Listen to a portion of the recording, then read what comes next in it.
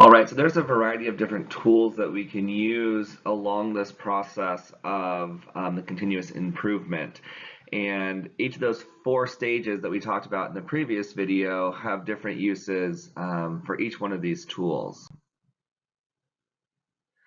So the first one is for gathering and generating ideas. And one of the best ways we can do that is brainstorming. And in a brainstorming session, really there is no bad suggestion, because really what we're doing is we're trying to get as many ideas in a short period of time. So we want to encourage every single person to participate. Typically, one person is recording, so we might have a giant whiteboard like we do in class when we're generating ideas, or we might have a flip chart that one person is the scribe, and they are just, as people shout out ideas that come to them based on a specific prompt, then they're just writing those ideas down. Then once all those ideas are done, the brainstorming session is kind of over and complete. Then we can go back and look at the different phrases, the different words, the different ideas that were thrown out, to identify which ones might be, kind of clumped together, which ones might, be not really feasible. But in the generating idea session, we want to get as many ideas as possible so we can choose from those. The other area where we can gather ideas from is from our guests and our staff feedback. So as our guest feedback is coming in at a restaurant, if a particular menu item is continuously being sent back, or if there is large portions, let's say in a banquet setting, there's large portions of the chicken that's coming back. Well, maybe it's because the chicken's on the bone and people just don't really like to eat chicken off the bone while they're in a banquet setting. So that will give us feedback to maybe not necessarily what the guests say, but their actions can also give us feedback. And so that can help us change and improve in the future. And so those two different ways are ways we can gather ideas and generate ideas of things that we can do to continuously improve. Now, when we're actually selecting which area to improve on, there's three different things we're going to look at. One is the priority determination, selection matrix, and then also the weighted selection matrix. So let's look at the priority determination tool first.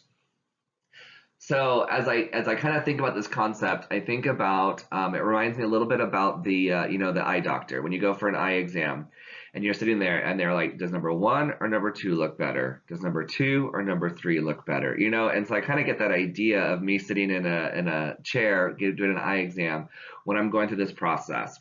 So we have these different items to prioritize. So is it important to the guest, the management, the staff? Number 4 is the control over the improvement area. Number 5 is availability of resources. And number 6 is the probability of timely success. And what we're doing in this process is that we're actually comparing each priority to each other, right? So there's nothing in number 1 because you can't compare number 1 to number 1. But importance to management, you can identify the difference between 1 and number 2. So is it more important to guests or is it more important to management? Okay, and so this is going to be the priority that we're going to focus on, these 6 different criteria. Okay, so then we go to step to number 3. We look at, well, is it compared to 1 to 3 or 2 to 3? So which one is more important? And then overall, we count everything and we get our list of the priorities.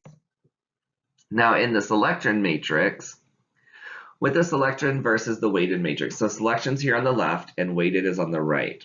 And so essentially what we do is we have these different areas. We have numerous convention team billing errors. That's one area to improve on. Number 2 is the slow room service. And number 3 is not enough clean rooms for arriving guests.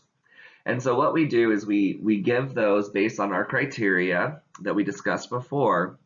We now give them a scale of 1 to 10, 1 being not so important and 10 being very important.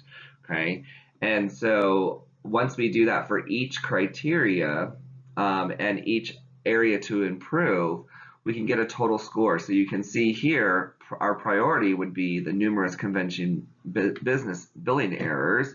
okay, because it has a score of 50. And then we have not enough clean rooms for arriving guests would be number 2, and then the slow room service would be number 3. Okay.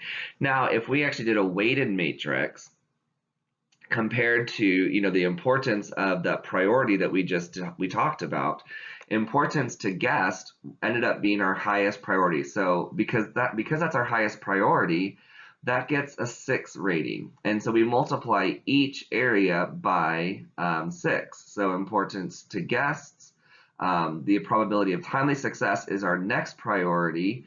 And so we look at that, we multiply that by 5. And we go through down the whole thing, and then that gives us our total responses. So in this case, we still see that the numerous convention billing errors is our top priority, and that's what we should focus on at this moment. Tools for analysis, we have 2 different tools. We have the flow chart and we have a cause and effect diagram. Let's talk about both of these. So a flow chart is a really good way to help us analyze the overall process. It's almost like a visual representation of a how-to paper. And so I don't know if you've ever written a how-to paper. I remember way back when in elementary school, we had to write a how-to paper on how to make a peanut butter and jelly sandwich. And so it basically just taught us to think about things from a step-by-step perspective. And so for that, this flow chart just basically is a visual representation of that. The oval is the start and the end of our overall process. The double rectangle is a major step within that process.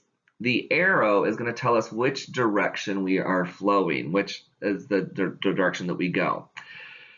Then the rectangle underneath each double rectangle is a activity which within that major step. And then the diamond is an area where a decision must be made. So I heard it poses a question. If the answer is yes, we go off in one direction. If the answer is no, we go off in a different direction to different activities. And then ultimately we go back up to this top and we can move on to the next step and then the next major step. And once we've completed that major step, then we can end the process. Cause and effect diagram is also known as a fishbone diagram, and for this reason you can kind of look and see it's kind of like the fishbone. So our the effect is that dirty and spotted silverware, and then the cause are all the different fish bones. Okay, the cause based on equipment, materials, environment, methods, and the people. And so we can look at this and identify the process and maybe in an area that we're having a lot of issues in. So in this case, we have the methods that has quite a lot of issues, next followed by equipment and materials, lastly environment and people. So by doing this is a thoughtful process that we go through in order to very critically analyze what process we're trying to improve. As far as gathering data, we have 2 different types. We have fact-finding sheets and we have check sheets. And so these fact-finding sheets, they answer 4 questions. What do we want to know? How and where do I get the information? Who is going to collect the information? And when do I need to have that information collected? And so with this process, it's important. My opinion is that one of the most important is the who and the when. The when gives a timeline. The who gives a very specific responsibility to an individual. That way we don't have that situation where we come back to report and everyone says, well, I thought so-and-so was going to do it, so I didn't do it. And so giving that specific task to a specific person is very important. And then also helping them know how and where to collect the information, especially if we're going to involve people at all different levels of the management team. We want to make sure that they know exactly where to get that information. As far as the check sheets, these are things that we use to record observations. So as we see things going wrong, so maybe I'm going to go back to my example where at the Sheraton Gunther, we didn't have enough soup spoons to cover both the banquet team and the restaurant for our soup and salad buffets. And so we could have a check sheet for the number of times that that banquets had to come to the restaurant and restaurant had to go find our soup spoons in the banquet department. We can have a check sheet for that.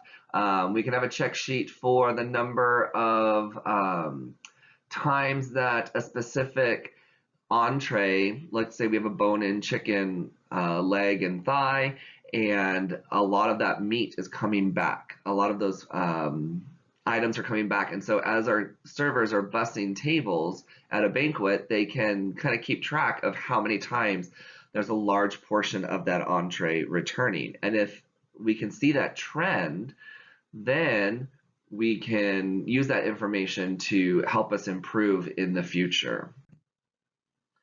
So as far as displaying all this data that we collected through our check sheets and our fact-finding sheets, we have a bar graph, a line graph, and a pie chart.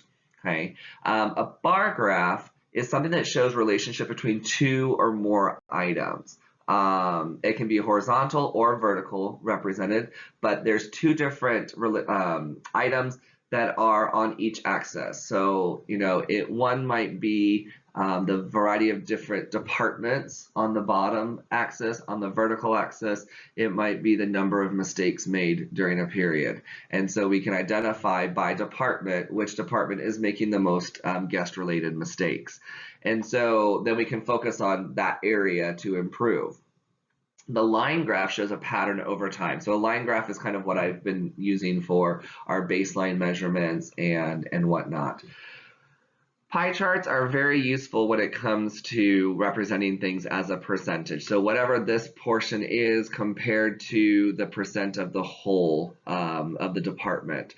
And so if we have, let's say we're going to focus on housekeeping and we want to see a variety of different issues that we have.